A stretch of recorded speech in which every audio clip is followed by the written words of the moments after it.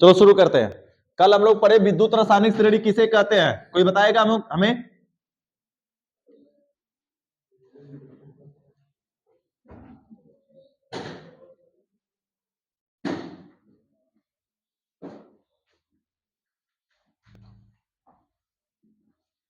विद्युत रासायनिक श्रेणी किसे कहते हैं? कल हमने बताया था कि जब धातुओं को उनके ई पर जीरो के बढ़ते हुए क्रम में, यानी मानक इलेक्ट्रॉन विभव के बढ़ते हुए क्रम में रखने पर जो श्रेणी प्राप्त होती है लल्ला, उस श्रेणी को क्या कहते हैं? विद्युत रासायनिक श्रेणी कहते हैं। कोई दिक्कत नहीं होनी चाहिए। अब इसी विद्युत रासायनिक श्रेणी में हमने एक बताया था सक्रियता श्रेणी के आधार पर, सक्रियता श्रेणी भी, कि ऊपर वाले जितने भी तत्व होते हैं वो अत्यंत ही क्या होते हैं? क्रियाशील होते हैं। उनकी आक्सीका आरक क्षमता क्या होती है? अधिक होती है। और नीचे वालों की क्या अधिक होती है? अपचायक क्षमता अधिक होती है। इसकी बेसिस पर सवाल पूछे जाते हैं कि क्या कारण है कि एक तत्व दूसरे तत्व को विस्थापित कर देता है। कोई तत्व का नाम ले लेगा, जैसे मान लेते हैं जिंक है, कहेगा कि क्या कारण है कि जो जिंक है वह H2SO4 से H2 को विस्थापित कर देता है, लेकिन कॉपर नहीं कर पाता, क्यों? कारण बताइए। ठीक है, तो कारण जानने के लिए ये श्रेणी हमें जाननी जरूरी है। श्रेणी को याद करने का तरीका भी कल हम कई बार बता चुके हैं, आज फिर से लिख देते हैं एक बार ताकि याद रहे तुम लोगों को। श्रेणी कहां से शुरू होती है भैया? ली, क, बा, सर, का, ना, मंग, अल, मन, जन, कर, के तो होता नहीं है, के, फे, कब, को, नी, सन, ले। हो गया। अब नीचे से आते हैं हम लोग, हैं ऊपर पटना, आगरा, हंगरी, कु, ह, पग, यही होता है पूरा टोटल। ठीक है, तो जो तत्व जहां जिसके ऊपर है, सुनो, जो धातु जिसके ऊपर है वह उससे अत्यधिक क्रियाशील है। ऊपर वाला नीचे वाले को भगा देगा, जब मन करे तब भगा देगा, क्योंकि उसकी आक्सीकृत होने की क्षमता क्या है? अधिक है। भगाने वाले की आक्सीकृत क्षमता अधिक होती है और नीचे वाले की अपचयित क्षमता अधिक होती है, जिसके कारण वह उसको आसानी से क्या कर देता है? विस्थापित कर देता है, और विस्थापित हो जाता है एक तत्व। ठीक है ना। अब जैसे हम बात करते हैं ये सोडियम है, अगर हम बात करते कहेगा कि क्या कारण है कि जो सोडियम है, सोडियम, वह सोडियम की अगर बात करें कि जिंक ZnCO3 से जिंक को विस्थापित कर देता है कि नहीं, कर देगा कि नहीं कर देगा, ये पूछा जाएगा। और एक दे देगा कि बताइए कि एक वहीं पर Fe है, Ni है, Ni की क्रिया हम ZnCO3 से कराएंगे, क्या Ni Zn को विस्थापित कर देगा या नहीं कर पाएगा? नहीं कर पाएगा। रीजन क्या है लल्ला? रीजन ये है, बातें ऊपर, यहां पर ये रहा जिंक सर जी, जिसको हमें भगाना है। भगाने वाले दो तत्व दिए गए हैं, एक कौन से? सोडियम ऊपर है, और एक तत्व कौन सा दिया गया है? निकिल। कहां है? नीचे है। ये बातें नहीं। तो ऊपर वाले जो तत्व है इसके, यह जब चाहे तब इसको विस्थापित कर सकता है, क्योंकि इसकी क्रियाशीलता जिंक की अपेक्षा क्या है? अधिक है। और जिंक से नीचे जितने भी हैं, ये कोई भी जिंक के यौगिक से जिंक को भगा नहीं पाएंगे, क्योंकि इन सबकी क्रियाशीलता जिंक से क्या है? कमजोर है। इसी कारण जो जिंक है, जो सोडियम है, जिंक को भगाकर Na2CO3 बना लेगा, प्लस Zn निकाल देगा। बैलेंस करने के लिए दो लगा देंगे, हो जाएगा। लेकिन हम बात करें कि क्या यह Ni विस्थापित कर पाएगा? नहीं सर जी, Ni कोई विस्थापित नहीं कर पाएगा। नो रिएक्शन, नो रिएक्शन, कोई अभिक्रिया नहीं होगी। रिएक्शन विस्थापित ही नहीं करेगा तो अभिक्रिया क्या होगी? मामला समझ में आ गया भैया? सीधी सीधी इतनी सी बात है। कारण पूछेगा, कारण बताइए, हालांकि कारण पूछना तो बंद कर दिया है, सीधे सीधे कहता है कि विस्थापित करेगा कि नहीं करेगा, तो सीधा कह दोगे कि हाँ, तो सोडियम को ऊपर विस्थापित करेगा। अब जैसे जिंक है, Ni को भगा सकता है। जिंक जो है किसको विस्थापित कर सकता है? निकिल को, लेकिन निकिल या जिंक को कभी नहीं। निकिल जो है इन नीचे वाले को सबको विस्थापित कर सकता है, लेकिन नीचे में से कोई भी निकिल को विस्थापित नहीं कर सकते। रीजन चलते हैं भैया, ऊपर वाला जो होता है ना, यही तो स्थान है ना, Na ऊपर है, Zn बीच में है, और ये Ni कहाँ है, नीचे।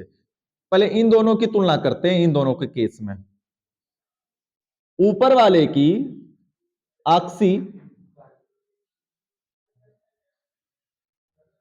आक्सीकारक क्षमता क्या होती है भैया, अधिक होती है। अधिक लिखना चाहिए, क्या लिख रहे हैं, अधिक होती है, ठीक है। और नीचे वाले की क्या अधिक होती है, अपचायक क्षमता अधिक होती है। बस यही बात होता है भैया, और कोई दिक्कत है, दोनों का अधिक वाला ही, कम वाला नहीं लिखा गया। कारण क्या है, इसकी आक्सीकारक कम है, इसकी आक्सीकारक अधिक है, इसकी अपचायक अधिक है, तो इसकी अपचायक क्या है, कम है। एक दूसरे के सापेक्ष कम है, एक दूसरे के सापेक्ष क्या है, अधिक है। मामला क्लियर हुआ। नीचे वाले की जब इन दोनों की तुलना करेंगे तो क्या कहेंगे, कहेंगे कि दिए गए सोडियम, जिंक कार्बोनेट तथा निकिल की देखते हुए यह समझ में विदित होता है कि सोडियम का स्थान जिंक से कहां है, ऊपर है, तथा निकिल का स्थान जिंक से नीचे है। तो विद्युत रासायनिक श्रेणी से हमें यह विदित होता है कि सोडियम की ऑक्सीकृत होने की जो क्षमता है, ऑक्सीकृत क्षमता यानी कि ऑक्सीकारक क्षमता Zn पर 2+ से, क्योंकि यहां पे तो Zn2+ है ना, Zn2+ से क्या है, अधिक है। और Zn की अपचायक होने की क्षमता जो है Na से क्या है, अधिक है, Na से अधिक है। इसलिए सोडियम जिंक कार्बोनेट से जिंक को क्या कर देता है, विस्थापित कर देता है। परंतु अब इनकी जब तुलना में हम आ जाएंगे, नीचे वाले की तुलना के लिए इसके केस में जब आ जाएंगे, तब यह ऊपर कहलाएगा, इसके सापेक्ष यह क्या कहलाएगा, ऊपर। जब ऊपर होगा तो इसकी क्या अधिक हो जाएगी, ऊपर वाले केस के लिए आक्सीकारक क्षमता क्या हो जाएगी, अधिक हो जाएगी। और नीचे वाले की क्या अधिक हो जाएगी, अपचायक क्षमता अधिक हो जाएगी जी। तो अपचायक वाला आक्सीकारक वाले को कभी नहीं भगा सकता। आक्सीकारक जिसकी क्षमता अधिक रहेगी वही अपचायक क्षमता वाले को क्या करेगा, रिप्लेस कर पाएगा, विस्थापित कर पाएगा। यहाँ तो मामला उल्टा हो गया, जिसका अपचायक अधिक है उसको कह रहा है आक्सीकारक वाले को भगाने के लिए, विस्थापित हो पाना असंभव है। क्लियर हुआ। तो यहीं से बस एक क्वेश्चन पूछे जाते, कौन भगा पाएगा, कौन नहीं भगा पाएगा, क्यों नहीं भगा पाएगा। सारा का सारा रीजन इस श्रेणी पर डिपेंड है, सक्रियता श्रेणी पर। जो ऊपर है क्रियाशील है, जो नीचे उस कम क्रियाशील है। ऊपर वाला नीचे वालों को जब मन करे तब क्या करेगा, विस्थापित कर देगा। क्लियर हुआ। चलो जी आगे बढ़ा जाए। लेसन 3 जो हम लोगों का था, ए भैया इत्तू सा लेसन होता है, समाप्त हो गया। Lesson number 3। अब लेसन नंबर 4 की बारी है। लेसन नंबर 4 में कुछ चीजें इंपॉर्टेंट है, और लेसन 4 अभी हाल ही में हम लोगों ने पढ़ा हुआ है।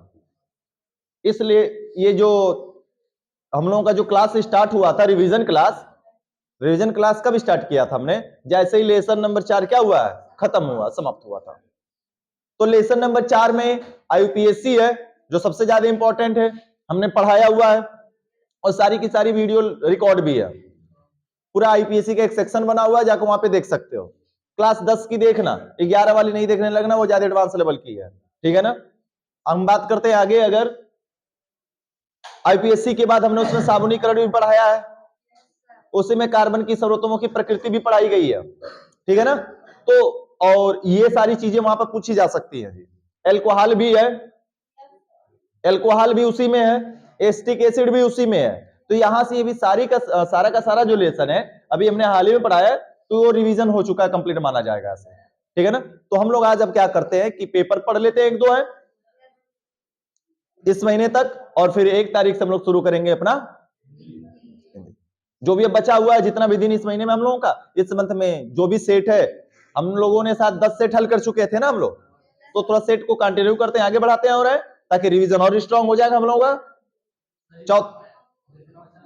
क्या चीज, लेसन नंबर 4 अभी हाल ही में तो पढ़ाए हुए हैं। अब कितना दिन हुआ है लेसन नंबर 4 पढ़ाए हुए हैं, लेसन नंबर 4 पढ़ाए हुए तो 1 भी महीना नहीं हुआ है जी, ठीक है ना। 1 महीने पहले तो लेसन नंबर 4 पढ़ा के हमने खत्म किया, तो सारा चीज तुम्हारा रिपीट है। तो यहाँ पर हम लोग फटाफट आगे बढ़ते हैं, और अनसॉल्व हल कर लेंगे। देखो अनसॉल्व हल कर लेंगे, लेसन नंबर 4 भी रिपीट उसी में हो जाएगा। 10 हल किया गया, 3-4 और हल कर लेते हैं ताकि और भी स्ट्रांग हो जाए हम लोगों का बेस, ठीक है ना। बाकी 1 तारीख से अपना रिस्टार्ट किया जाएगा उस चीज को। तो अब ये जो हम लोगों का चल रहा था रिवीजन क्लास, अब यहीं पर क्या होता है, समाप्त होता है, ठीक है। बाकी बचा हुआ आईपीएससी लेक्चर क्लास 10 का प्लेलिस्ट बना हुआ है आईपीएससी लेसन का, इस लेसन के नाम से जाकर वहां पे सारा का सारा देख सकते हो, पूरा कंप्लीट वीडियो पड़ी है, ठीक है ना।